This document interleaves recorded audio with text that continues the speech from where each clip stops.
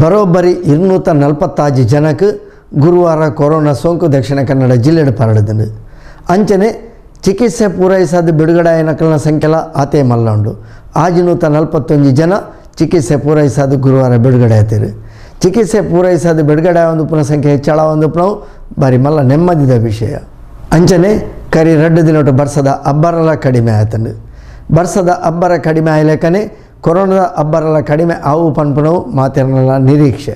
ದಕ್ಷಿಣ ಕನ್ನಡ ಜಿಲ್ಲೆದ ಕೊರೋನಾದ ಏರುಮುಖ ಸಂಖ್ಯೆ ಸದ್ಯಗೆ ಅಂಚನೆ ದುಂಬರಿಯೊಂದುಂಡು.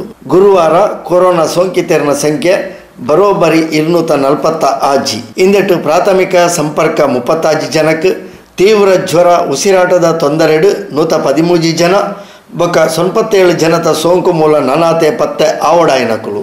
ಕುಡ್ಲ ತಾಲೂಕುಡು 150 ಜನ, ಬಂಟ್ವಾಳಡು 47 ಜನ, ಬೆಳ್ತಂಗಡಿಡು 15 ಜನ, ಪುತ್ತೂರುಡು 14 ಜನ, ಸುಳ್ಳ್ಯಾಡು 7 ಬೊಕ್ಕ ಬೇತೆ ಜಿಲ್ಲೆದ 11 ಜನಕ್ಕೆ ಸೋಂಕು ಪರಡಿದೆ.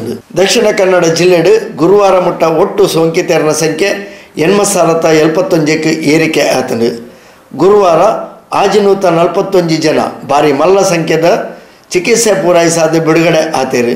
ಅಡೆಗು ಇಡೆಮುಟ್ಟ ಒಟ್ಟು ಬಿಡುಗಡೆ ಐನಕಲ್ನ ಸಂಖ್ಯೆ 5,873.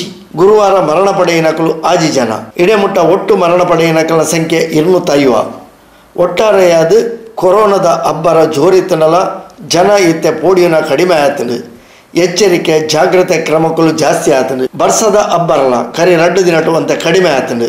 ಬರ್ಸ ಕಡಿಮೆ ಆವೊಂದು ಬತ್ತಿಲೇಕನೆ ಕೊರೋನಾಲ ಕಡಿಮೆ ಆವೊಂದು ಬರ್ಪುನ ಸಾಧ್ಯತೆಗಳು ಹೆಚ್ಚ ಉಂಡು. ಅವೆ ತೊಟ್ಟಿಗೆ ಕೊರೋನಾಗೆ ಮರ್ದಲ ಮಾರುಕಟ್ಟೆಗೆ ಬರಿಯರೆ ತಯಾರಿಲು ಆವೊಂದುಂಡು.